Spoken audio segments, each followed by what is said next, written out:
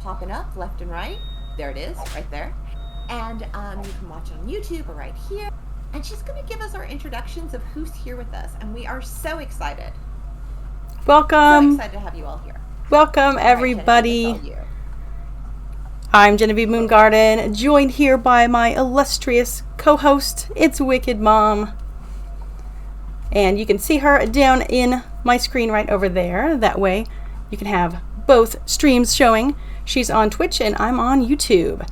And we're joined for this Guilds discussion roundtable by the wonderful dev team. You guys can go ahead and introduce yourselves. Okay. I'm Artie Rogers, Design Director. Go ahead, Gary. Okay. Gary Smith. My title is Principal Programmer, but I'm kind of a designer programmer. You can blame me for a lot of stuff. I've worked on almost all player housing related things. So everything related to player housing is pretty much I'm to blame. You're like point the finger at me. This is Radbeard, lead designer. I'm Cam, associate designer. raising all your volumes so they can hear you. I'll go next. And can anybody in chat guess who this is? It's Mickey Mouse. No. That's right. Yay. Yeah. Wow. Much cooler than that. Smart. Senior community manager, King's Isle here. I pop into the round tables, I say hi, and then I kind of sit back and enjoy the show with you all. Yeah, and honestly, same here. Yeah, I'm very excited that everybody's here. I'm going to be doing the same thing, but my name is Kyle Donahue, or Kyle Icefielder, in-game, and I'm the community manager for Wizard101. Awesome. Welcome, everybody. So what this roundtable is going to be about, this is about general topics of the guilds and how they relate to all the different levels of players. So, It's Wicked Mom, would you like to get us started on some of the questions we have? Okay, so this is the big thing. Now, first of all, these are all general questions for us casual players. We're not going into the in-depth and all of that other stuff. This is us, you know? So we're excited that guilds are here. We are like over the moon and it's just super exciting. But I kind of want to know exactly what made guilds come to Wiz. What was behind this thought process? Well, yes, casual. You know, I'm not a top tier. Y'all have seen me play. You know that. Well, actually, Gary and I started talking about it I don't know, 2 years ago. We were talking about different things that would help Wizard be a bit more social and help the community kind of bond with each other. Because we saw small sub-communities sort of gather and then dissipate because there wasn't any sort of structure for them. And so then we started down this path of refining increasingly complex social systems. The adventure parties led to, we started with looking at groups and the combats, and then we looked at the adventure parties, and then now the next logical progression to that was guilds, and we wanted to try to make sure that each of these things stayed true to the spirit of Wizard, which is one that combines both, hardcore players and casuals. And so guilds is sort of the manifestation of that. But really it was because we have such a cool community, very positive, nice people, and we wanted to give them a way to bond in a more lasting way than they'd had an opportunity to in the past. A lot of sense. And I see how when you look back, you can totally see how it all builds on each other, which is amazing, but when you join a guild, how can you advertise about openings? Do we have a spot? Everyone's like, I'm looking for a guild. Is there going to be like an area where we can look for guilds? If we don't, we have a lot of people who don't watch Twitch, that are just our normal people that log on, but how did they get in a guild? Yeah, and it's that's coming. That's we're planning to do it in the next update, is to give away for guilds looking for additional members to find members, and for people who are guild interested, they have a place to find guilds that may align with their interests. And that way will probably be the social kiosk. Right. The social kiosk that is found in Old Town in Wizard City is a place where now you could go and find adventure parties to join, and then we're looking to expand that to guilds in the next update. And so, that's the plan. And what you'll notice is that, what we're trying to do with most things, but not just limited to any sort of social initiative we do. We're playing it in a long-term way. So with guilds, what we wanted to do is build what we felt were the critical foundational pieces of the guild, and then get it into the community, and then start having a conversation and watching feedback from the community, so that the direction we then take guilds is influenced by what we see the needs or interests of the community is, versus trying to do too much and then maybe take things in a direction that totally runs afoul of what the community is actually interested in. And so, we'll look to make improvements, and we'll be monitoring, having roundtables like this one, monitoring the forums, kind of keeping an eye on how people are engaging with guilds and continuing to engage with adventure parties, and then we'll begin to make improvements. Oh, I love that. I do. Okay, so guilds. What makes a guild possibly, or I don't know if this is too far down the road or anything like that, but can a guild become inactive? What happens if you're in an active guild or anything like that? I mean, we're just like looking at the big picture. Well, once, again, in Wizard, we didn't want to put too much pressure on things like that. So really, a guild will remain active for as long as you want it to remain active, basically. I think it won't be at risk, I don't think, ever. Right, Gary? Didn't we say that a guild will remain solvent, basically, until the last person decides to disband it? Right. That's the way it's set up now. We're talking about in the future, maybe not even for the fall, but past that, giving a way for people in the guild to take it over if the leader doesn't abandons it. So, like, if the leader isn't stops playing, we want to give players a way to say, okay, the leader hasn't been around for a while, so the people in the guild can take it over and elect a new leader or something. So sometime in the future we're going to solve that problem, but we have no plans of disbanding it automatically the way adventure parties are. Yeah, like adventure parties were seen as permanent, but less permanent. Well, they're permanent. Adventure parties are permanent as long as they serve a function. Since their main function is to gather players that want to quest together, the thought was that if players aren't logging in, then they're not useful for questing together, and so that's why adventure parties go away. Okay. Right. And it's some of the things that might make it makes guilds seem a bit harder core or a bit more difficult than normal MMOs, is that we are asking people to we're setting a fairly high bar for general Wizard players to create one. And part of the reason why we were kind of wanting to auto disband adventure parties and then create a high bar for guild creation is because whenever a player encounters one, we wanted as much as we could to ensure that it was an active sort of living thing, right?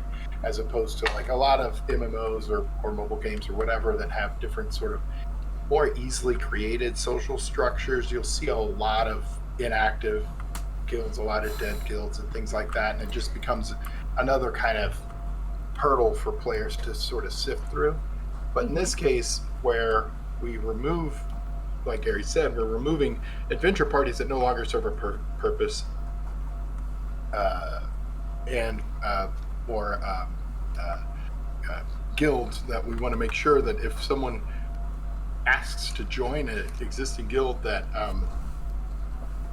that it's active, actually an active thing, and they're not just sort of sending an invitation to something that's already defunct.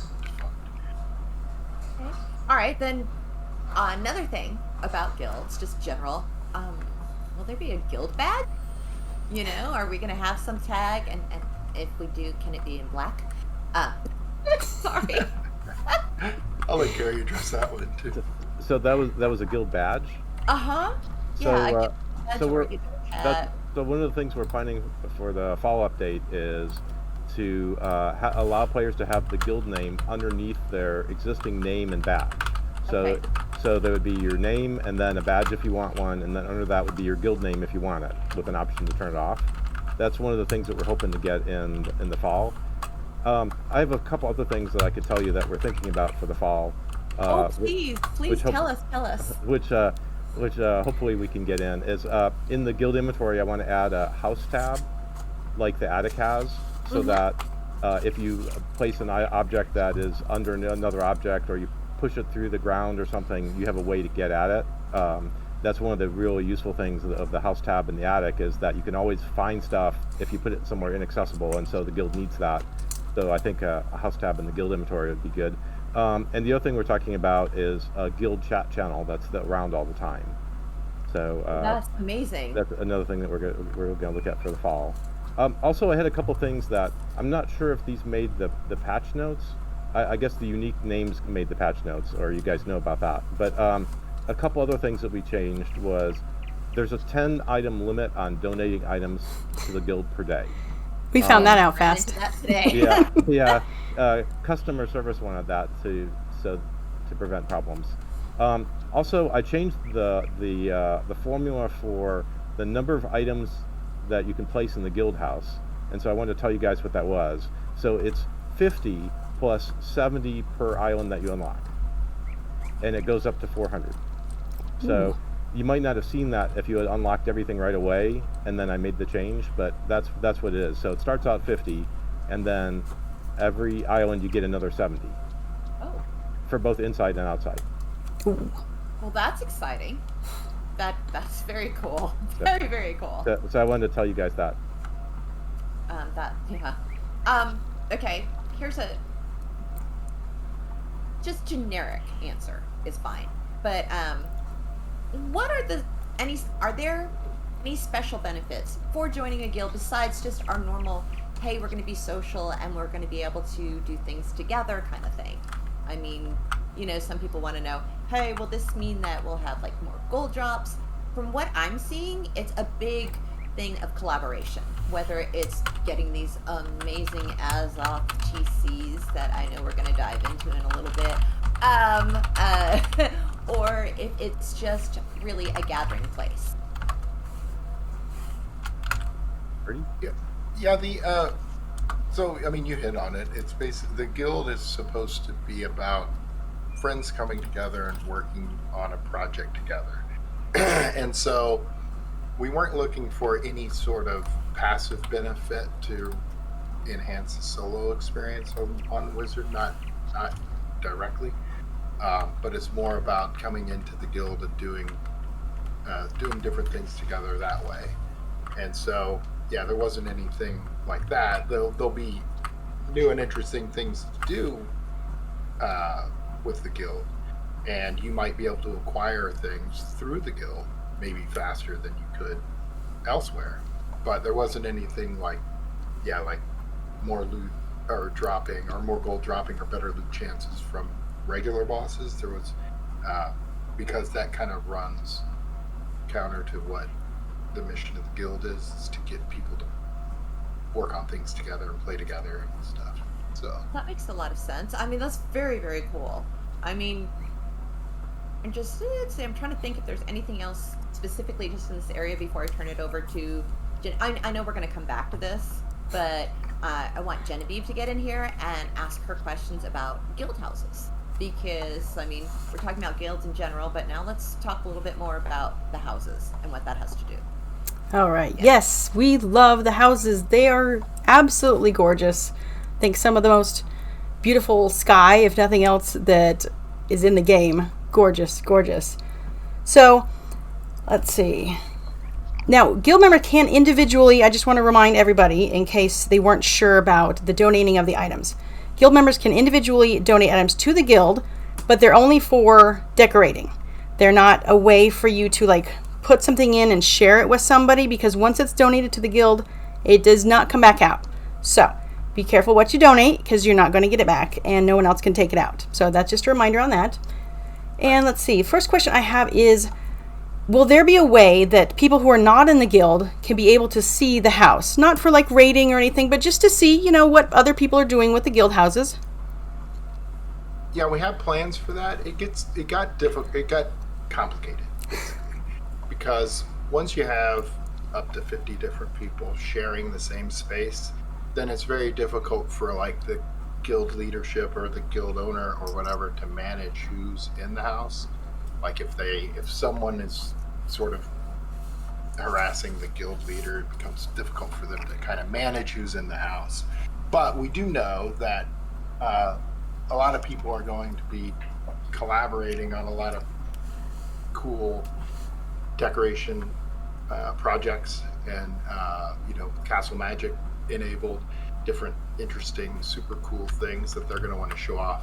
So, Gary and I have been talking about like different ways that the guild could create an open house where people could come in for a certain amount of time or something like that, to where you don't have this sort of management problem of who's there, and because as you get more and more people, tangentially more and more people could potentially come in. And so it just makes, that's why we restricted it at first, because we wanted to make sure we came up with the right way to approach it, which didn't put undue burden on whoever is the main organizers of the guild. All right. So another thing is about being able to visit your friends. Will they ever be able to port to a friend that they don't belong to a guild with? Like while they're in their house? Yeah, that would be the same sort of similar situation. I mean, there may be a way that we could treat friends differently maybe than an open house type situation, but it becomes sort of this similar thing where it becomes all of a sudden who is in the house and what they're doing, it becomes unmanageable just because of the sheer number of different people that are associated to the house. And so what we wanted to do is, take some more time to see what the community wants to do, what they're interested in, and then apply the right solution to it. So it's still we're still kind of working through exactly how we would do that. All right. My question next. Fishing in guild houses when? We've got that awesome looking pond. Can't just be for looks, is it? No. We put it there because, of course, we plan to expand into those things, and so we needed to build it in even before we had the details sorted out. The way the guild house, the form or the function of the guild house generally is that you will expand into areas that represent different areas of the game, so that your guild might decide to focus on one island versus another just based on the guild's overall interest. And so, we needed to put certain things in place to allow us some freedom when we move forward to possibly, adding fishing or whatever. There's a lot of places where we could go and expand into, introducing new islands or introducing new functionality to the existing islands. Again, it ends up being, kind of a conversation with you all about, what are you guys looking for? I mean, we have ideas, and we'll move forward with our own if things don't, we think we know what you guys will want, and that's why we put the ponds there because, we do plan on doing that at some point. Hey, can I ask you a fishing question? So I've been wondering if this would be a useful spell. I mean, tell me what you think. I've been thinking there's some places where it's hard to see the fish. The water's too dark or too light or something. And so I was thinking a spell that changed the fish shadows to from the lava ones to the black ones or vice versa would let you control in the places that it's too hard to see. You could switch to the other one with a spell. What do you guys think? That sounds kind of cool. So instead of like a shadow, it would be like a glow instead. Yeah, I would switch to we have several different kinds of shadows. We have the lava shadows. There's actually two kinds of lava shadows. There's lava shadows in Dragonspire and lava shadows in Grizzleheim. The lava's different, but Yeah. And then we have the black ones. And so we could switch from probably the light lava to the black. We could switch between those two with a spell. So I've been thinking about a new spell that could do that would be useful. That's interesting. That's really cool, but I mean, begrudgingly, I'm not a fisher person. But if it helps me get those fish I'm looking for, then more power to that. Yes. Oh gosh. But it seems like chat's excited about it, so I guess the people that enjoy fishing, then that sounds fabulous. You should do it. Yay! Okay, I was just looking for some feedback if that was a worthwhile spell. Oh, and now Mr. Demon Axe was just asking, is there a way to do it just in the setting versus like something that's going to cost energy? You'd want to do it per pond because it's presumably there's only some ponds that are too dark or that the shadows are too close to the color of the fish. The shadows are too close to the color of the water. If you did it in the settings, then it would be wrong in all the ponds that are okay now. So that would be the idea, is that, and we could make it really cheap. I mean, it doesn't need to be an expensive spell. Okay. No, I think that would probably be amazing for everybody that does that, and at some point the myth will take on fishing. Absolutely. Now, I haven't actually tested it out in live, but in the test realm, there were some things that you weren't allowed to donate to the houses, to the guild house. One of them was teleporters, because I'm a super lazy whiz. I don't like to walk anywhere. So, other than teleporters, what items cannot be donated to the guild house, and what's the reasoning behind those? Actually, I could give you a list, but I had a question for you related to that. Yeah. Or both of you. My question was, which one should I work on getting to work in the guild house first? And so is teleporters your answer to that? Or is there some other item that you prefer would work in? Well, my question is, I was curious if maybe because people can put teleporters from their houses to another one of their houses, like some people will have a teleporter that'll take you to every single like daily freebie in there. So is that why you can't put teleporters inside the guild house, is because you don't want people teleporting outside into the guild house? No, we'd want to prevent that. It would be hard to make that work to be able to teleport, but we could make teleporters work from the guild house to the guild house. So it's not free. I'd have to write some code to make that work, but it is possible. I mean, we would allow it. Okay, I'm just glad that tapestries are allowed, though. That's very handy. Yeah, tapestries are allowed. So I can give you a list of stuff. So mannequins aren't allowed, pets aren't allowed, mounts aren't allowed, teleporters, music players, the gardening shed, jewel vault, the treasure card poster, the gear vault, the monster arenas, the aquariums. Let's see, the backpack finder, and the gauntlets and the housing gauntlets. I guess that's the whole list. Okay. So that's the list of stuff that's currently not allowed. Yeah, and some of that would mention the gauntlets. Yeah, and some of that stuff we can allow. Some of it we need to consider how that applies in a guild house, and some of it it's a coding problem that we have to make work. Some of those are containers, and if you donate them, you'd be donating the things in them. So there's we'd have to confirm that you were okay with donating the stuff in them. Okay.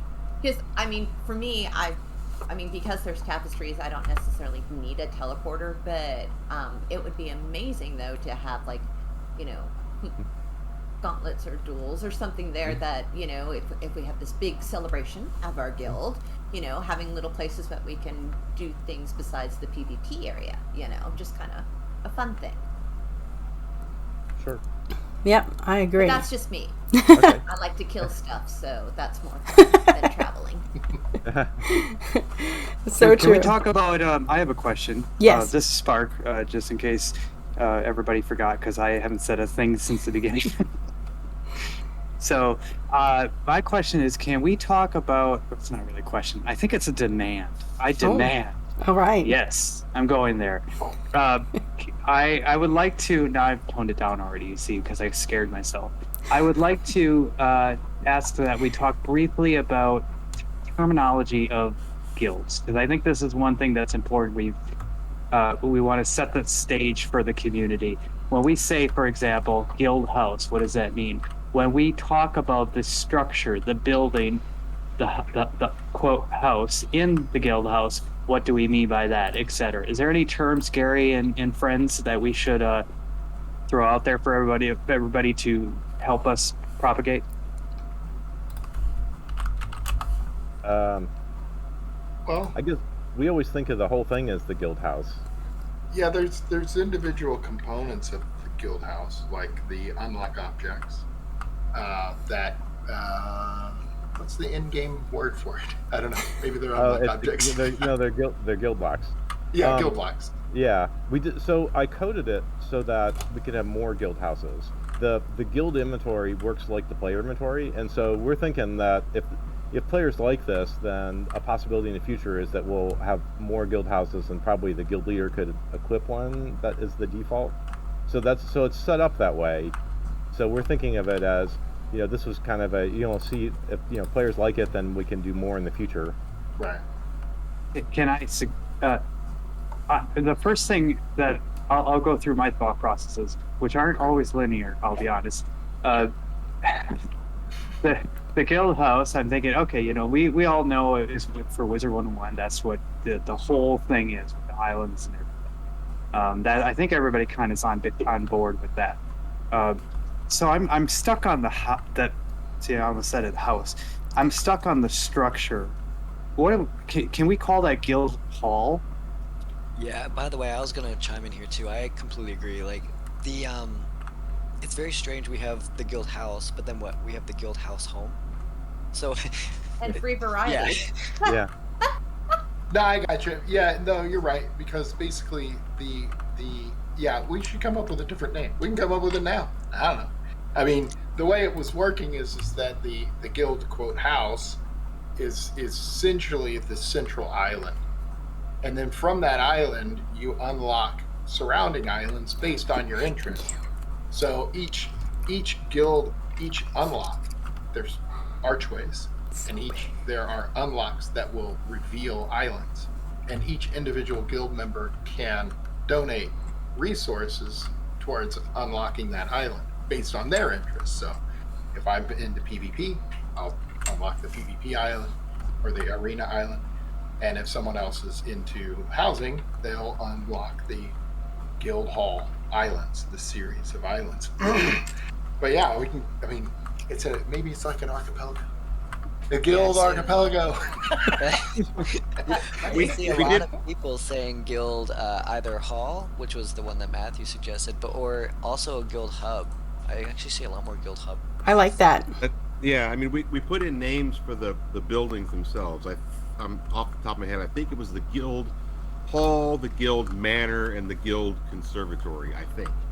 Yeah. Okay. They Guild do Hall have is names. one of the islands. Yes, I did notice that those were But yeah, changed. the main one, people are saying they like hub. It's between hub and hall. Yeah. I mean, hey, you can call it whatever you want. That's right. There you go. You know, this Yeah, is it's the big, American. you know, it's the baby, the medium, you know.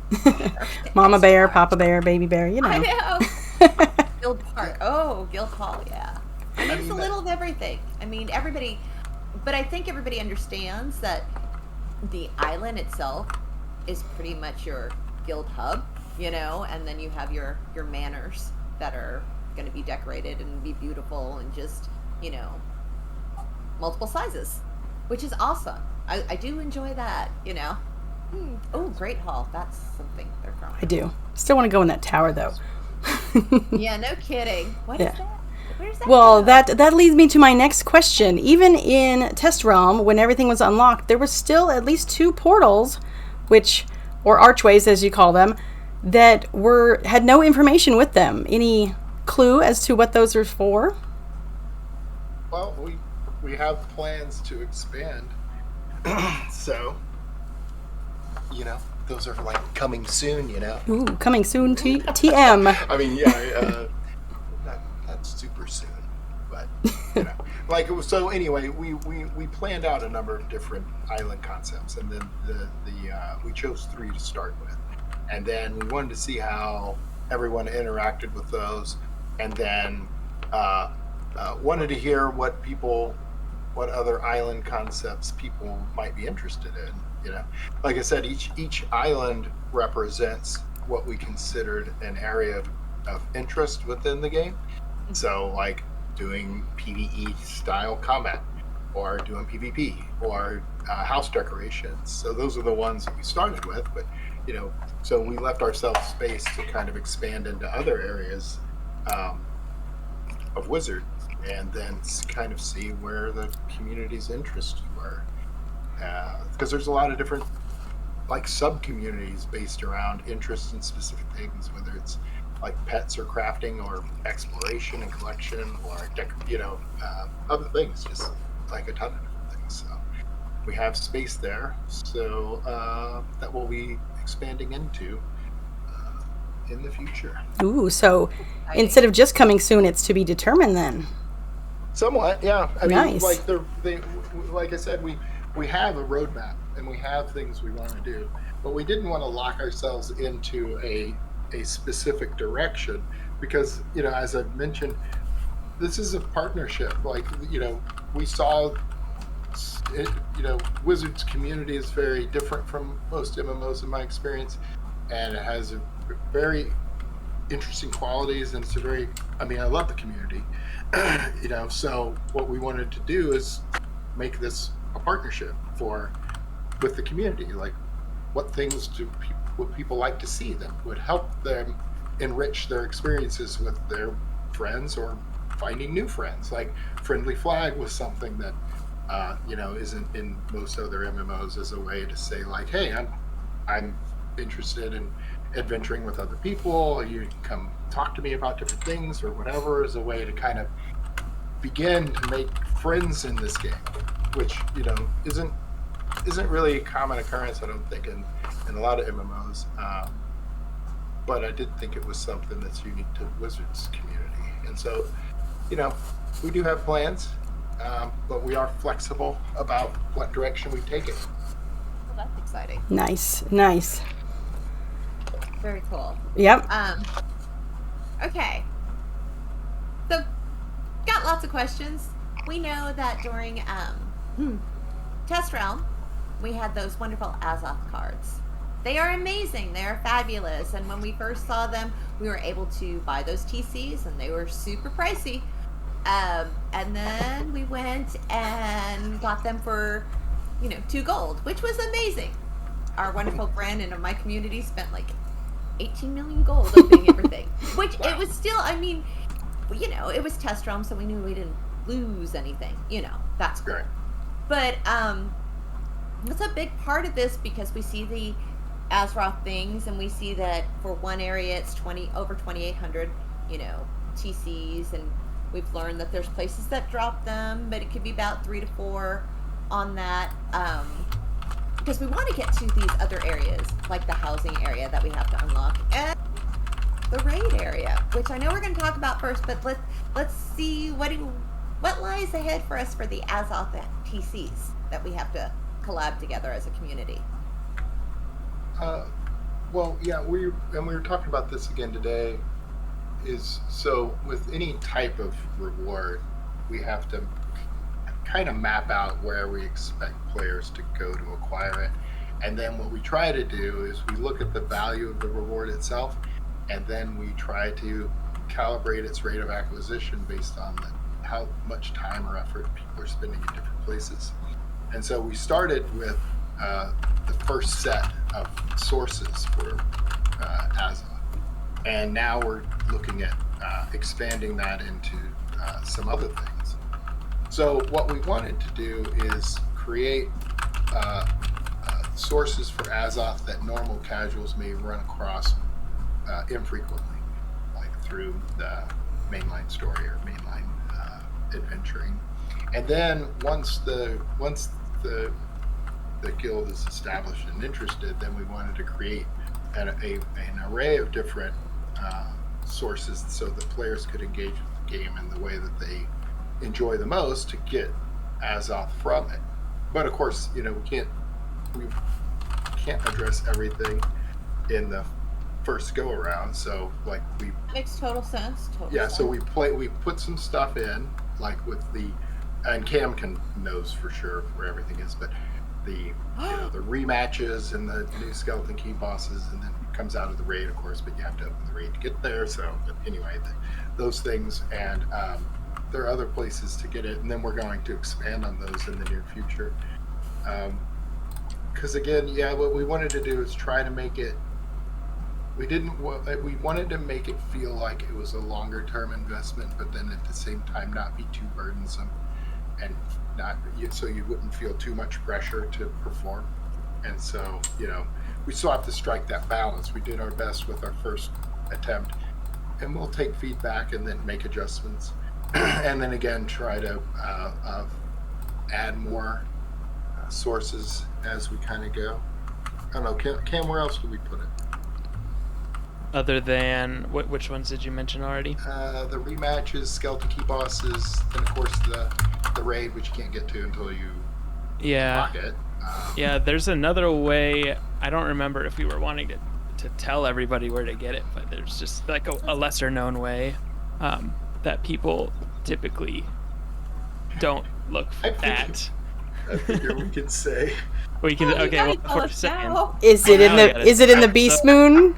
Is it in the Beast Moon Pavilion? It's on Pet Adventure Talents. Oh. And really? And as far as I know, nobody has figured that out until now. So this is a big exclusive reveal. Pretty exclusive for that. I know, exclusive reveal. It's been there. I remember it's been there since the beginning of Testrom, and I don't think anybody found that. But yeah, the ones that grab reagents, so the Balance Finder, Elemental Finder, and all those kinds of talents. Wow. So you can get some Azoth while you're just questing around. Well, now that's really exciting, because that really means something to people who have that quality and not have to worry about, farming. Mm-hmm. So they can. That is very, very freaking cool. Yes, it is. It's a tricky balance between creating something that is a meaningful cooperative challenge and then trying to make it not too burdensome. We don't want to make it too easy, because then it doesn't feel like you need your guildmates, and it doesn't necessarily feel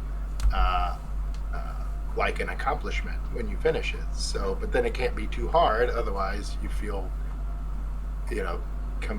compelled to grind it out. And so it's a tricky balance. That's exciting. Okay, so why raids? What was the purpose or the thought process behind that? I mean, is this the lead on with the adventure parties and stuff like this, or what made you decide that Wizard was ready for it? Well, I made the Beast Moon events, I guess 2 years ago or so. And so really I was experimenting with the idea of, players coming together for, a cooperative experience that, and seeing how many different people you have too many treasure cards in your spell book. And so, Beast Moon originally was just a PvP thing, like a goal-oriented team PvP mode, and then we moved into the Beast Moon Mayhem, which was a PvE styled event where players were cooperating to defeat enemies. And in working with that, we were coming up with a variety of different ideas about how to get more people involved. And so the raid was just sort of a natural extension to that. And then the raid also sort of dovetailed well within the mission of the guild, which was to encourage people, friends, to work together to overcome a challenge that is centered around a portion of the Wizard game experience. And so PvE made perfect sense with that. And then, like I said, a lot of the specifics that went around with the raid was also modified from what one might normally expect in an MMO. Whereas a portion of the people it needed to cater to were the high-level achievers, the end-of-content people with the best gear and all sorts of stuff. The super high knowledgeable combat players. But then, again, Wizard has a unique quality to it, so we didn't want to just make it exclusively for those people, like most MMOs do. So we wanted to create like a multi-layered experience where, it caters to the highest performing PvE combat-related people, but then also caters to those that sort of engage in a variety of different systems that are PvE sort of related, and then maybe some of the not the top end combat folks can contribute, and even lower level non-combat folks can. No, you can say that. I totally get that, and I love that idea. I mean, part of me was hoping the first time when I was there and I saw the 3 different archways, or I forget the name of it, that maybe they were geared around raids for the different levels of our guild, almost like how the skeleton keys used to be, like that. This is the wooden one. This is, what I mean. Right. And I didn't know if you were going to go there, and so then that way it's not always just your top OP players, but like, let's say our level 30s, which are allowed to be in the guild. I'm assuming that maybe at some point there might be something that way for them, or no? Well, they're not currently, but again, like I said, the plans we have are, the roadmap is modifiable based on what people want in general. That's but we awesome. did want to try to focus on catering to those people who were at the end of content, finished with that content, because like as a level 30 or if you're not max level, I mean, there's a ton of content for those people already.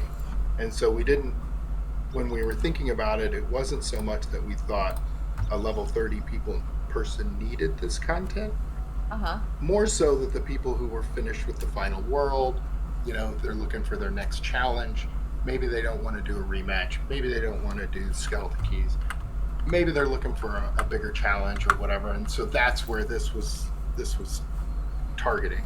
That's why it was targeting the max levels, but we didn't want it to just be exclusively for them, even if it was targeted to them, you know what I mean? So it's not like 12 people have to be the kind of the top of the mountain, but a portion of them should be, because that's really who it's kind of tailored towards. Is that kind of like why you have your inside team and then your outside team, which helps and brings in, support for that main battle? Right, and yes. It feels like that, okay. I know people feel a little ostracized in a way, and I don't mean it in a bad way, but it's like that tier OP team seems to be what you need to do this. And I totally respect that, because they have good game, and oh my gosh, they can figure out everything, and that's awesome. It really is. And it seems like a big communication is definitely through voice chat, because you cannot see what's going on with your other team. Is that how you guys envisioned that part? Like, that really, for the raids, you should be using voice chat and things like that, or no? Well, not really. I mean, that was not designed with that intent, right? So, like, in the Beast Moon Mayhem, and Gary and I have talked about revamping the quick chat system and all these different things. We really need to, we're really mindful towards the communication limitations of focus it has in its, in the game itself. And so, we do want to address that when we have a moment. But I mean, it helps. I mean, until that happens, it certainly helps to have voice chat. Okay. And so, how much is it required? Mm-hmm. I'm not sure. Like I said, there's different levels of coordination that's required to complete the raid itself, and then there's different tiers of participation. Like you mentioned, there's the inside team and the outside team. But when we were designing it for 3 groups of 4, basically. This is what we had in mind. So Okay. You had your vanguard group is what we've been calling the ones that go and fight the real hardcore bosses, Mm-hmm. and those people are separated. So there's a hard separation from the rest of the group with them. So those people really have to be tightly coordinated, more so than sorry. It's okay. We love a pupper.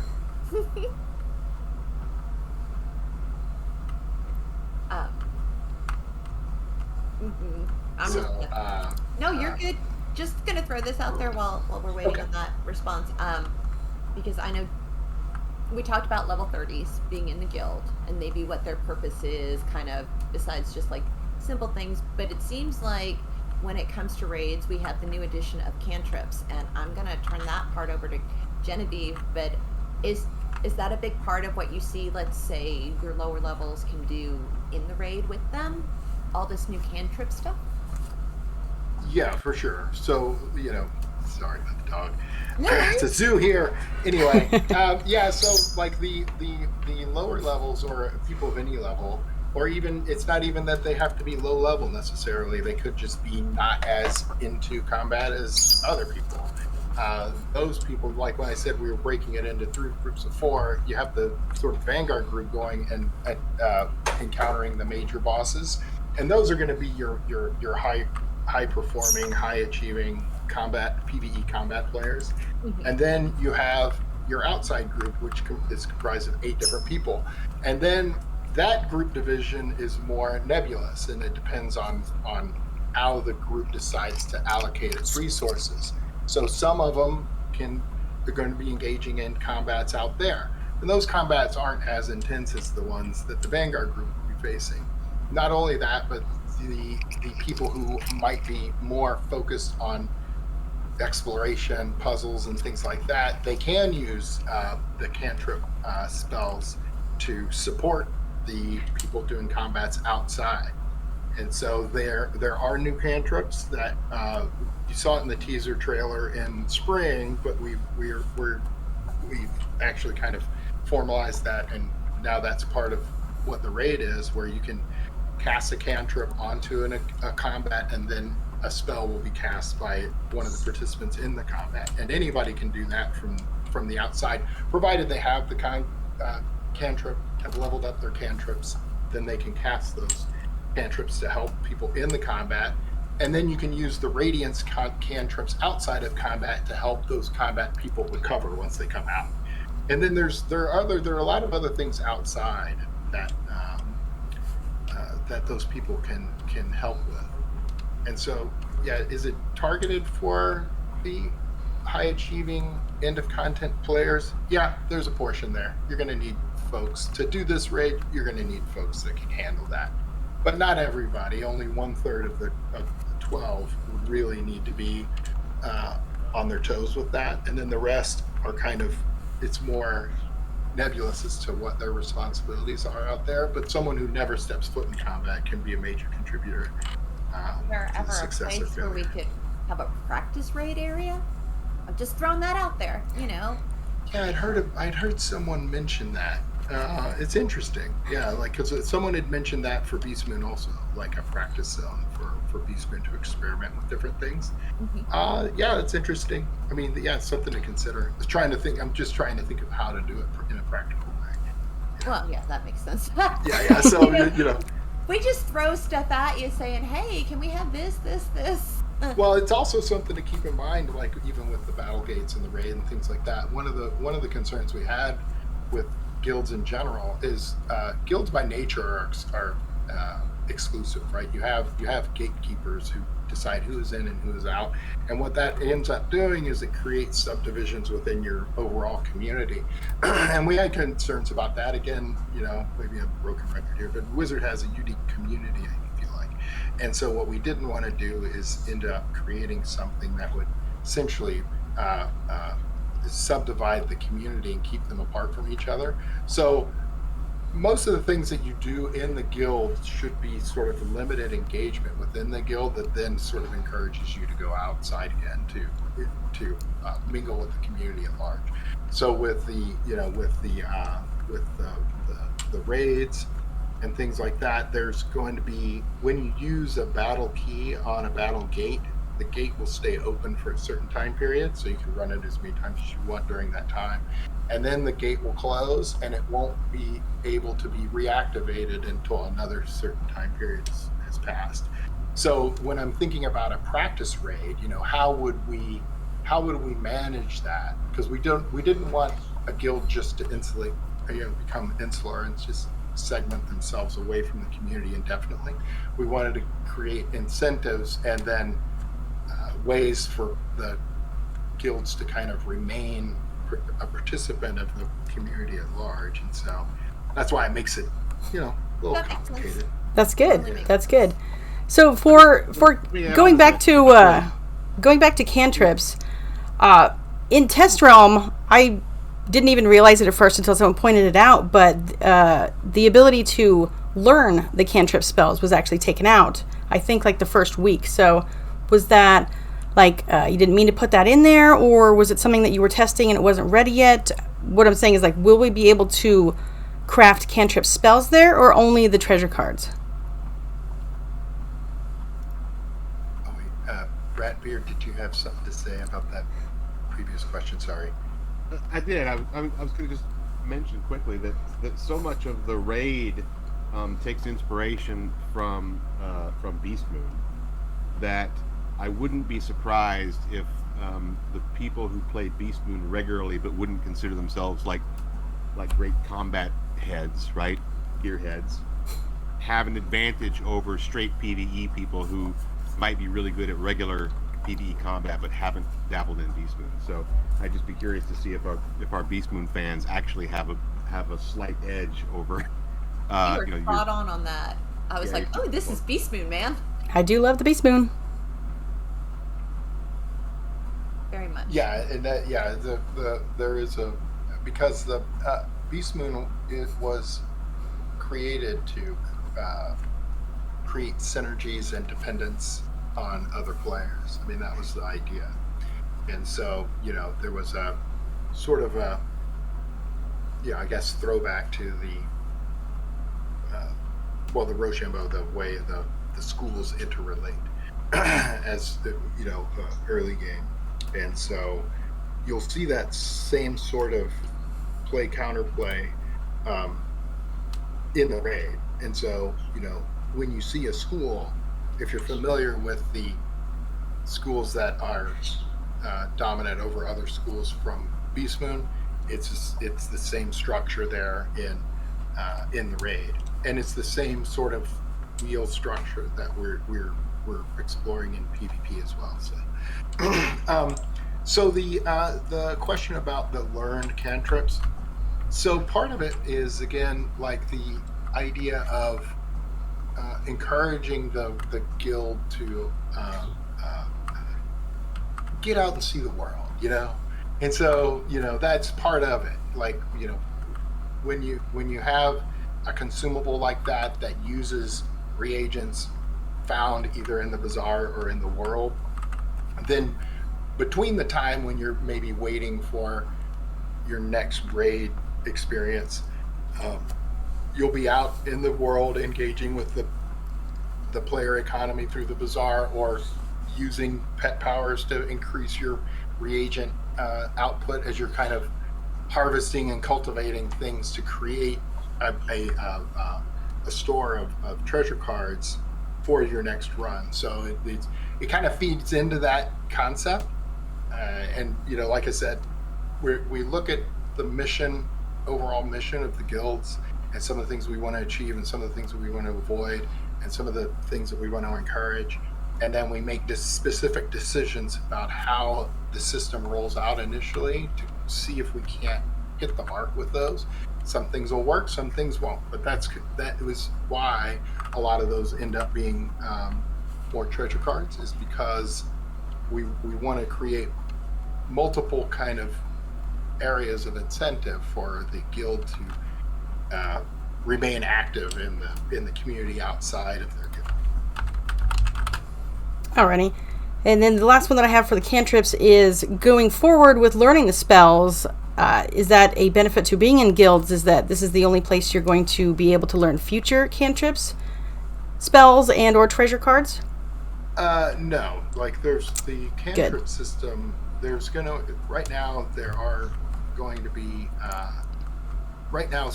there are the new type of cantrip, which is the one that Cam, what's it called in game? The one that the sigil spells, the one that you cast on to the sigil. Sigil support spells? Which one? Sigil support cantrips? Yes. Those are going to currently restricted to raids. And the reason is because they are, we were concerned about how players might use them at large. So we want to introduce them incrementally and then see the problems that come up. And so right now, these spells are accessible through the guild because they're only usable in the raid. So that it wouldn't make sense to put them in Mysteria or anything, because the players there, we don't know that they're in a guild or not. And so they might end up sinking resources into something they can't use. But then we'll see and learn things about how players use these things or abuse them, and then decide, what's the next step. If we end up deciding that they could be used in a normal instance found in the spiral, a normal dungeon in the spiral, then you'll start to see those things possibly appear in Wisteria. But those are the only spells that would be sort of restricted to the raid or guilds currently, because they're restricted to the raids. But all the other cantrips will all be going through Wisteria in that trainer. Okay, good. So I see there's definitely a lot of questions that are popping up in my chat, and I bet same thing with Mom. So I guess we could just, throw some out there.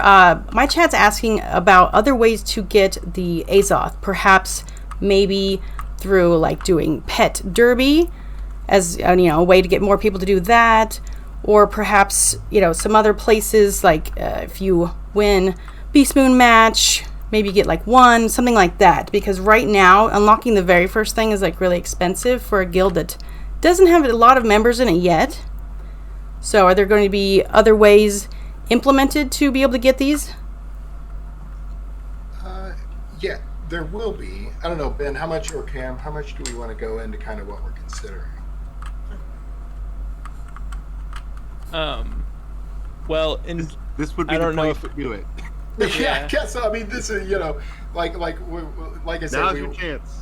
Well, we've been talking about it. So any ideas, throw it in the chat and let us know, and then we'll go into the list of things to consider. In general, what I heard from some feedback was that in general, you guys want to acquire it through stuff that you're doing already, whether that's Beast Moon or something else, and so. Yeah, I could talk about that actually, since I was there for some of the conversation. Yeah, sure. The way I phrased it is typically, first of all, when we create rewards or something that players desire, right? That's our jobs as designers. We're trying to make things that you enjoy, right? So, but when we create rewards for you, we're trying to get you to engage in certain activities, and we expect it to take you a certain amount of time. And I think, based on some of the conversations that I saw before, the main complaint seems to be, I wish that more of the things that I enjoy doing in Wiz were ways for me to get Azoth, right? So we can certainly look into that. We can, try to decide where we want players to go and do things. I don't want to put any restrictions on it, quite frankly, because it just depends on how we want to reward players for being in the game and having a good time, right? And so, but we do think about that as devs. We we look at the ebb and flow of players. We try to direct you towards certain activities, and sometimes we'll get it right, and sometimes we won't get it right, and we're certainly open to that kind of feedback. But there's all sorts of places that we could add it, right? It's just a matter of, in any case where we add it, we want to make sure that you are being rewarded appropriately for the time that you spend in the game. At the end of the day, that is the game. And that, once you play the game. Yeah, and that's a really good point, right? So like the reason why we're careful with this and we're careful with skeleton keys and other things is because the reward you get as a result of doing something reflects the effort and time you had to put into it. So the more things that thing yields in terms of reward means that it increases the likelihood that you're not getting the thing that you want, right? So like if some sort of activity only dropped one thing, then when you wanted that one thing, you would go do that thing to get it.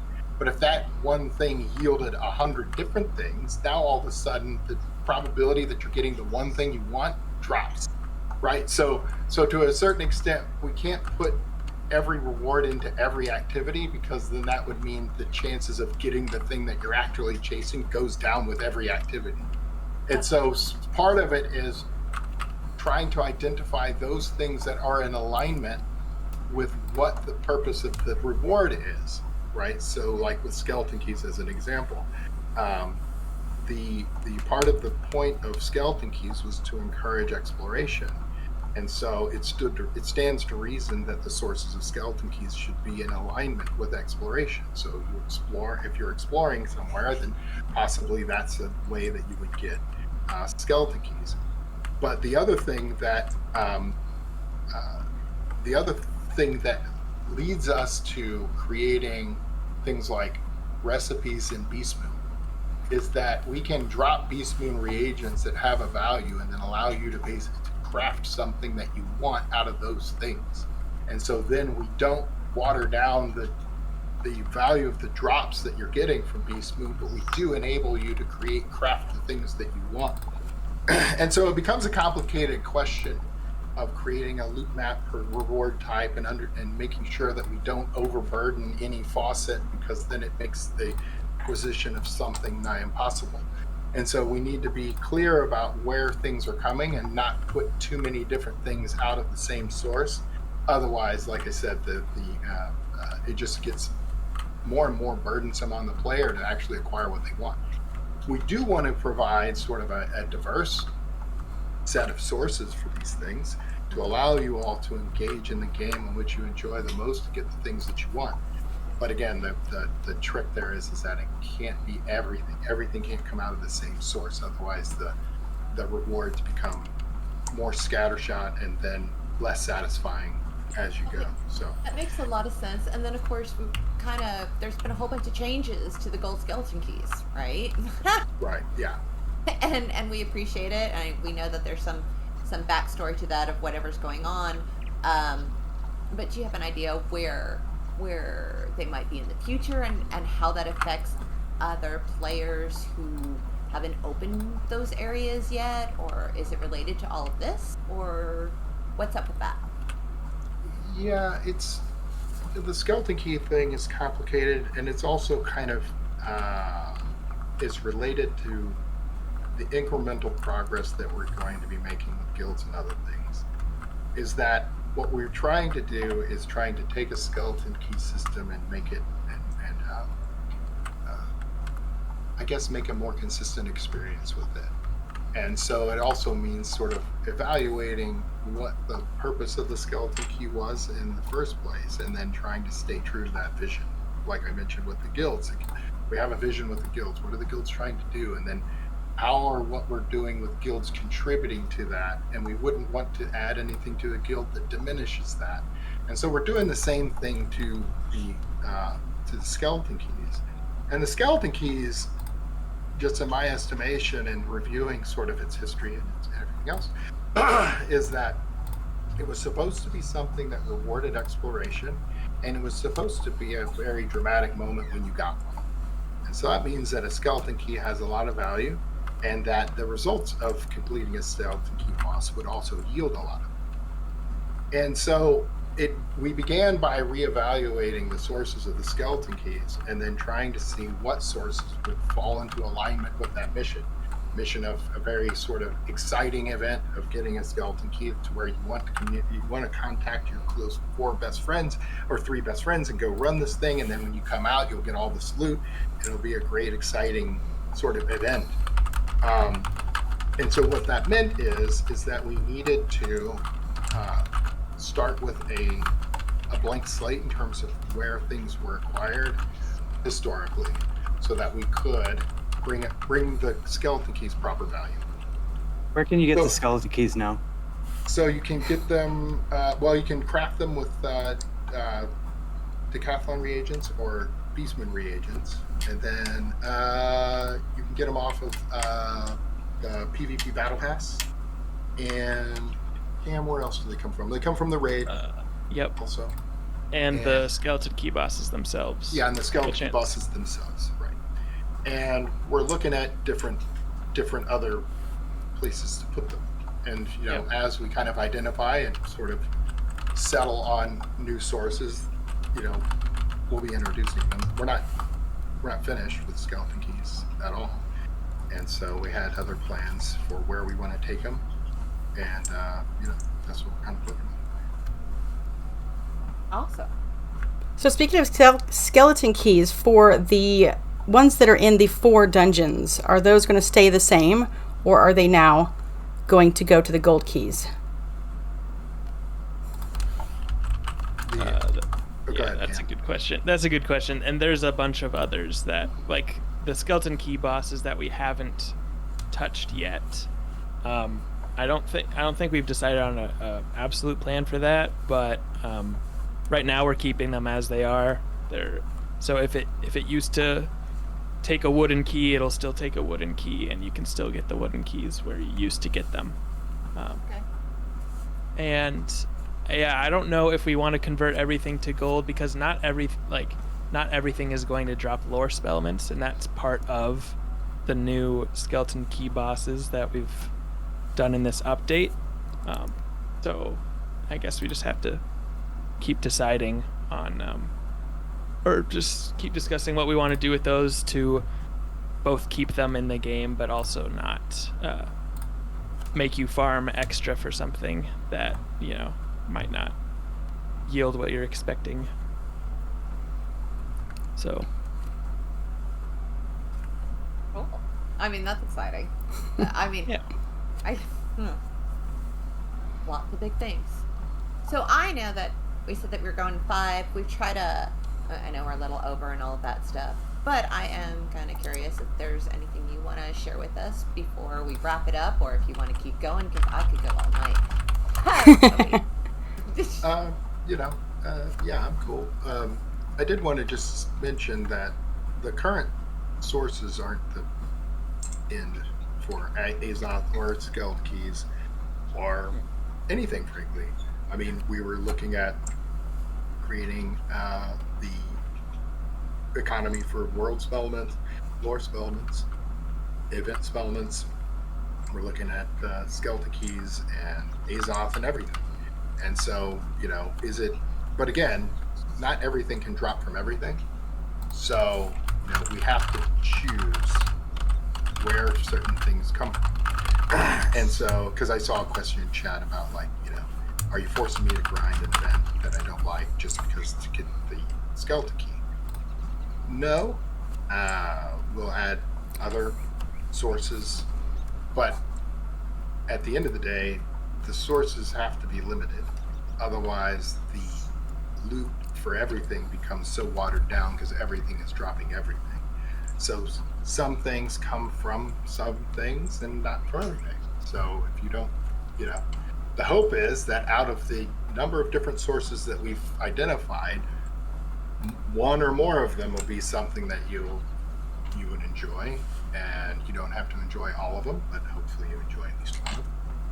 And then, so it's just, it's an incremental progress as we kind of start, as the, different portions of the economy take shape and take form, and we understand better how all the loot is going to be managed and arranged. And we want to make sure that the players feel some agency in terms of, I'm going to go engage in this thing to get this item, and then the fewer items that activity can yield, the greater chance that you'll get what you're looking for.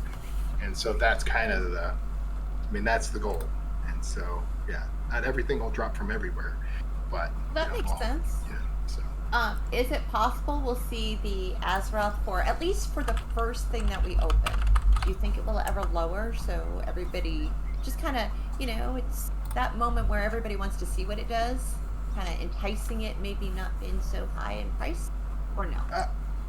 It's, everything is, we're monitoring everything. And so what we try to do is we try to, it's like a story beats in a movie or in a story or kind of whatever. Like, we're trying to map out sort of beats of unlocking these things, and how frequently will it happen, and what feels satisfying and what feels rewarding to as a monumentous achievement of like opening up a new island. So and so we make our best estimate with this, and then we'll see how people we'll see the reaction, and then we'll see the actuals, and then we everything's always adjustable. Well, that's awesome. So it's not written in stone. So yay. Yeah, no, it's not written in stone. What we want, like I said, what we want is we want to try to. The tricky part is that we have, when we're designing these things, we're playing it through in our mind a million times before it even exists. And so then we're trying to translate that experience, that emotional experience, that visceral experience of doing this thing before it even gets to live, or before it gets to test, before one line of code is written. And we then try to translate that experience into something that is codable, that is numbers, that is formulaic to an extent. And we do our best to build models and build simulations to kind of get as close to that vision of an experience as we can. It's not always, doesn't always work, And so like in spring, like it clearly didn't work the way that we wanted. And I wanted to make sure that the community is aware, that we are aware, and that we'll make the adjustments to provide the experience we're imagining. The one that came out with spell elements in the spring was not the one that we envisioned.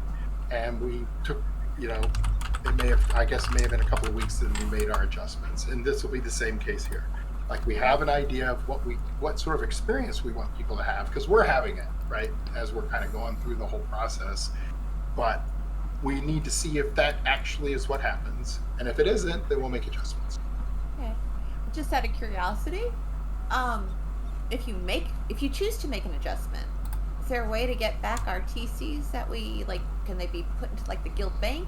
Because, let's be honest, we spent a lot of gold trying to open things, and then it changed. It's not like we could get it back. So I don't know if that would be the same thing if you change, like, the amount that's needed.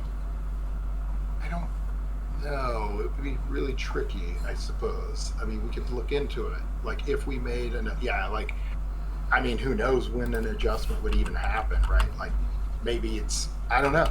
Yeah, I don't know. Because, like, the unlock costs for everything is different.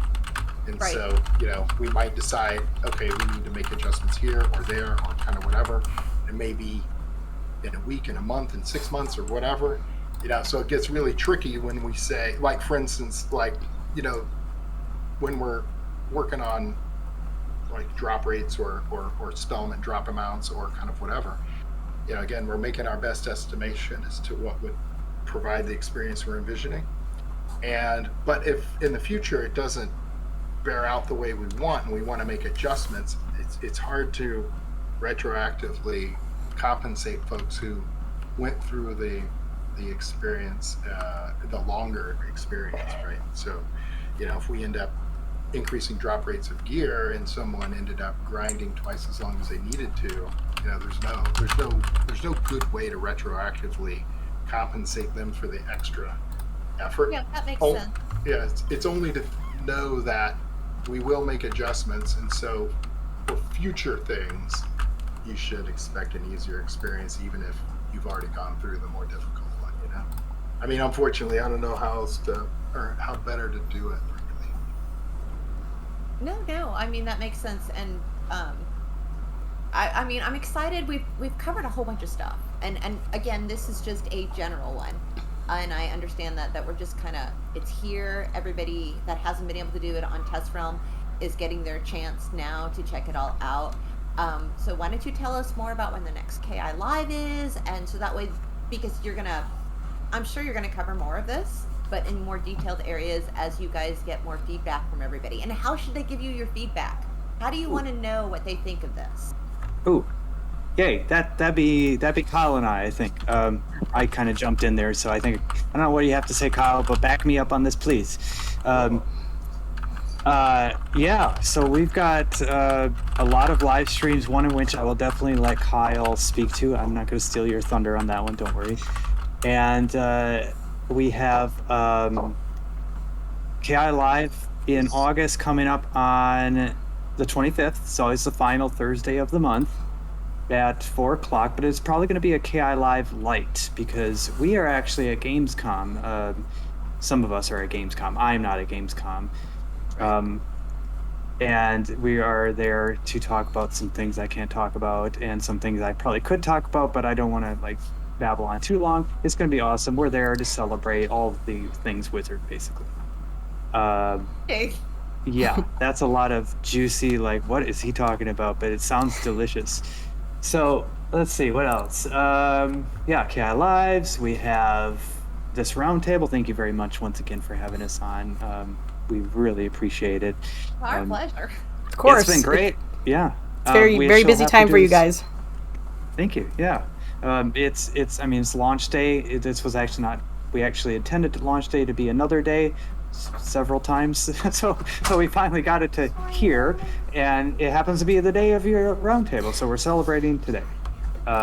We are hoping to have more roundtables. We have one that I can, didn't actually announce it yet, so I probably shouldn't mention it. But it's going to be just for the sake of the person hosting it, not to get ahead of them. There will be a gear roundtable, and we're going to be talking about gear. We hope to announce that later this week. I think we're going to set it for next Tuesday. So watch our socials for that. And then more guild announcements too. We have a couple of other and other topics too that are further out, another month or more.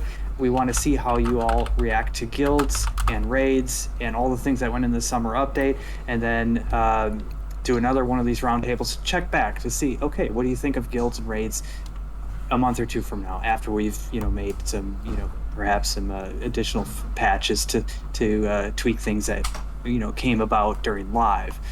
Because one of the things is that Test Realm, it's only 3 weeks long typically. We don't get enough time to really fully 100% get all of your potential feedback. Do you really need me right this second? Because the demographics of who's on Test Realm is a little different than everybody else who's on live and that whole business. So there's I didn't see that one.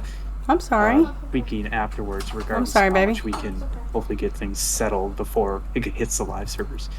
And we'll talk about that in future roundtables. Dev diaries. Artie and team are working hard to work on a couple of dev diaries because the written word always the best. And let's see, I could probably keep going on and on, but I'll stop with one really interesting thing that I just multitasked here as I was on your roundtable.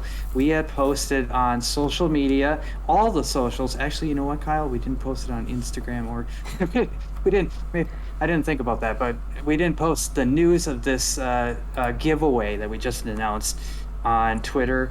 We posted on Twitter, Facebook, excuse me. But it's a new Gleam. It's called Gleam. I don't know if any of you have heard of that. Gleam.io.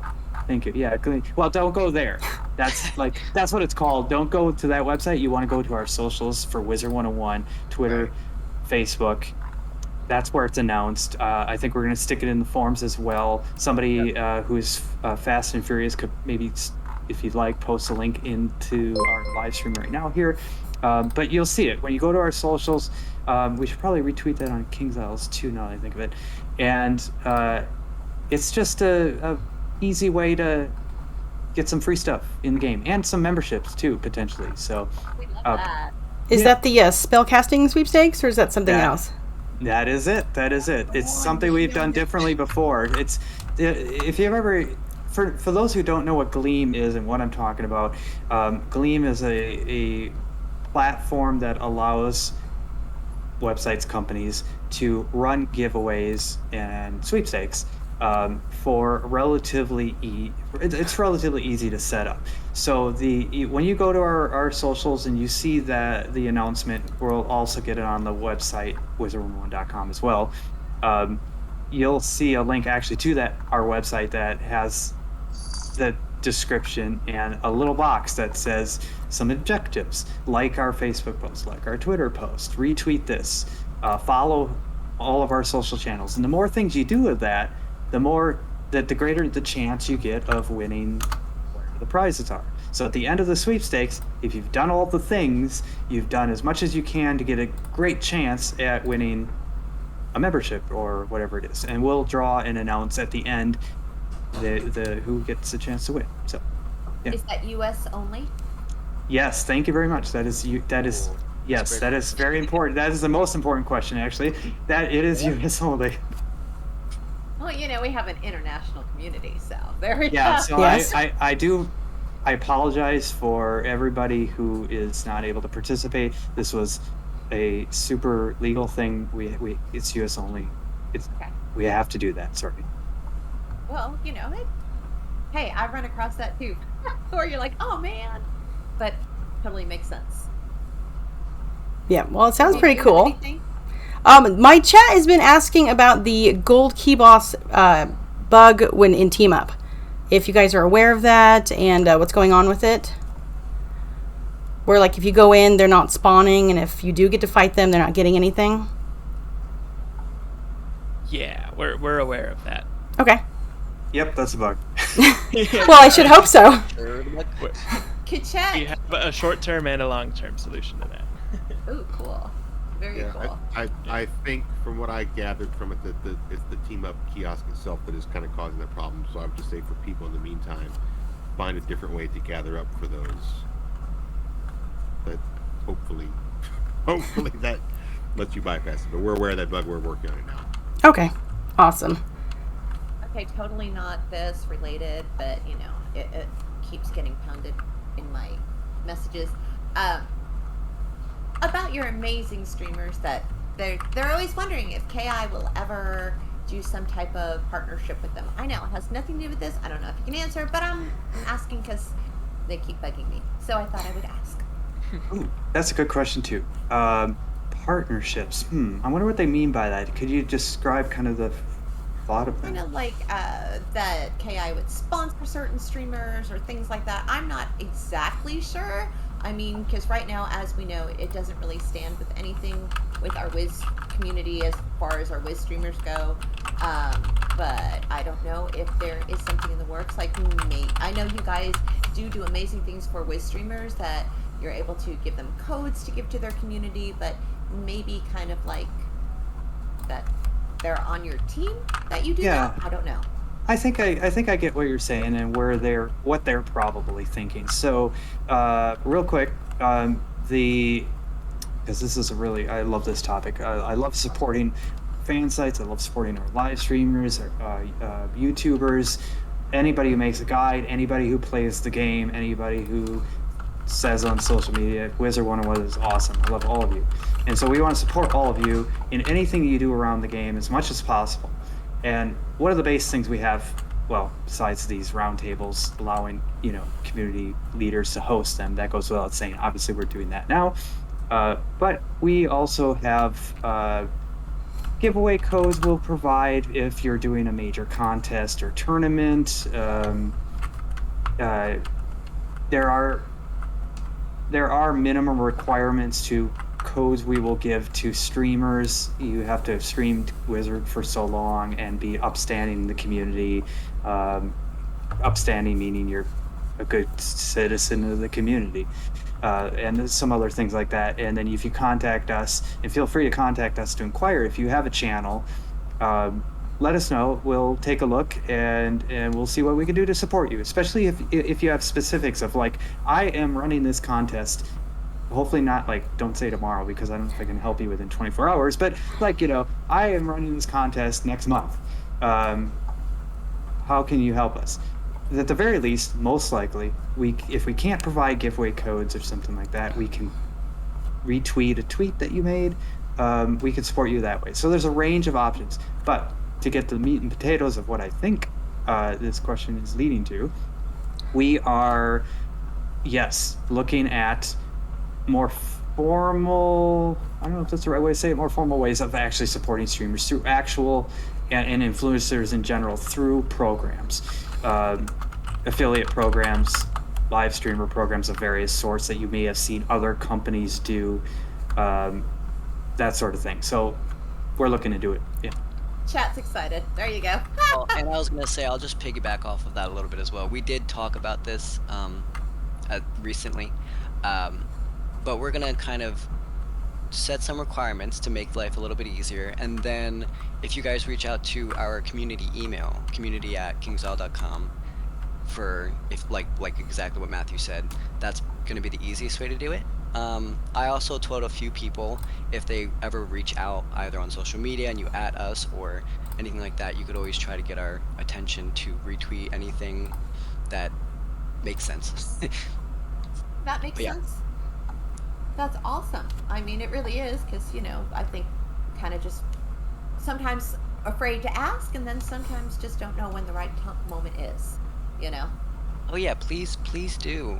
No, please do, because, well, I mean, heck, I used to be a content creator, and I was always afraid to put my words out there, and finally I just was like, let me just reach out to Matthew. And he's like, no, please do. We're very busy. It's not that, we're not paying attention. It's just, if you really want something out there, you gotta speak up a little bit. Black KI hoodie would be awesome. Just saying, anything in black, a stitch that was completely black. Yeah, sorry. Go on.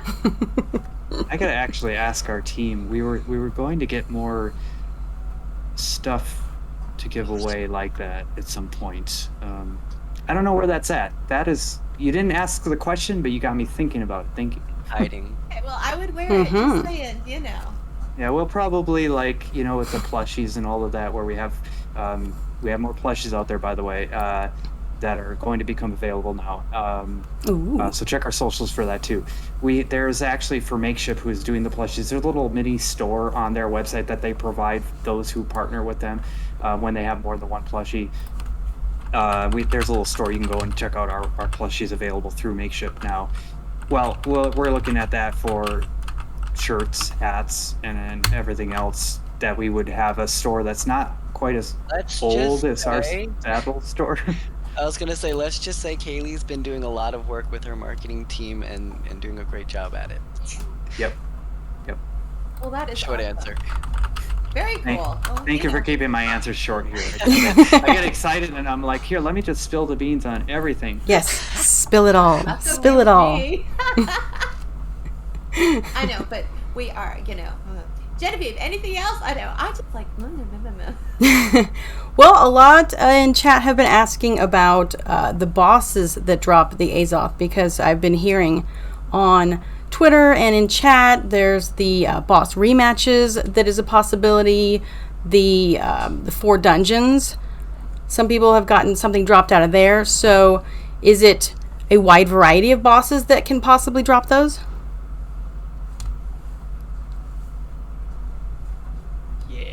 So the skeleton key bosses are the ones where they'll be dropping the most. The any other boss that you get it from is more of what we were talking about earlier, where we're not expecting exactly for players to just be farming it, although they can if they want to, but it's mostly just to be a little sprinkling amongst some bosses around the spiral, and it's mainly to get people who aren't in guilds familiar with, hey, what the heck is this, and maybe join a guild and that kind of stuff. Okay, so if somebody who has not been talking to Abner gets one dropped, will there be like a little gamma pop up on the side to let them know what this thing is? I think there is. I'm not 100% sure, but I think there is one that maybe says to talk to Abner about it, or Okay. Tells you a little bit, yeah. Yeah, you should get a tutorial when you get your first Azoth, and then you should, at that point, be able to talk to Abner about it. Okay, that's cool. And also, like, the reason why we had Azoth be a trading treasure card is because treasure cards are tradable, and also Azoth is auctionable. And so, the idea was that what we wanted to do is not inundate casuals or people not interested in guilds with Azoth, but by making it kind of an interesting treasure card, they could use it, or they could trade it, or they could sell it. And then guild members could trade it amongst each other, because you can refine Azoth, and the better crafters can refine it more efficiently than lower level crafters. So you may have a high level crafter in your guild, and everybody gives Azoth to those people.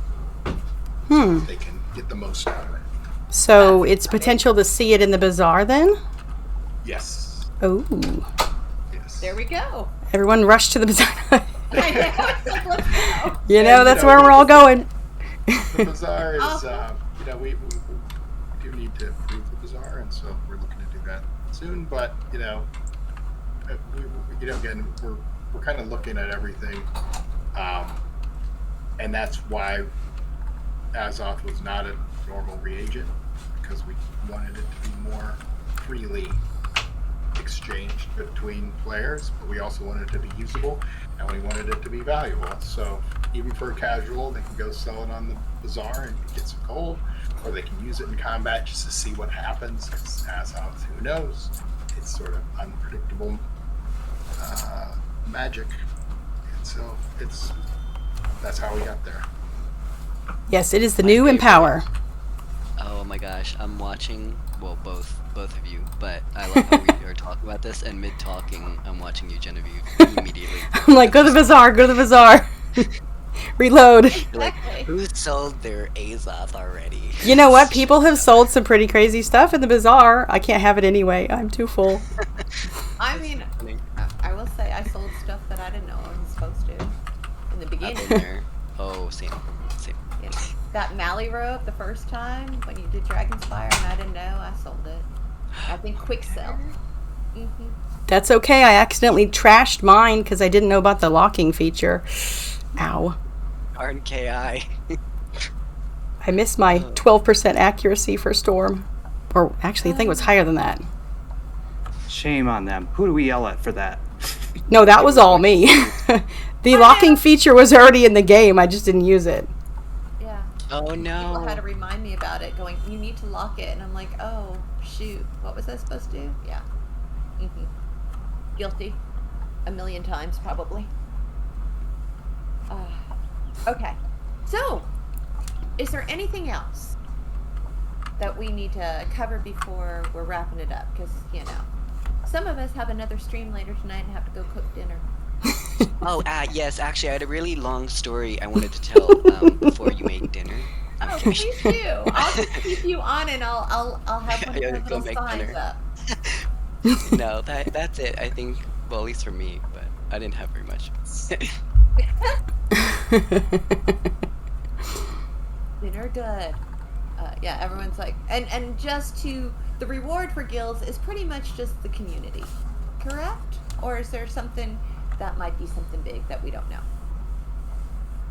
I think it's the community that we're building, kind of, right now. Can we say that? I think so. I love it. All of us are quiet. Guilds are great. They're like, do we say? Yeah, that's all. Yeah, I mean, I've been talking too much. It's a very, From other people. it's a very delicate balance that we have to strike, between making guilds feel desirable versus making them feel required. No, So I we're- agree. We're trying to be very careful about what's there. I mean, one of the things I thought was interesting was that the crafting stations in the guild house give you some additional ways to craft things. You have access in the main game, but the guild house gives you ways to craft them with guild resources. So if you're into guilds, you can do those things. So I think maybe expanding options is a better way to put it than to just say to give you new things that you can't otherwise do. No, I of course, love that. The raid's a big deal to me, but Oh, same. That's Honestly, all the reason I need.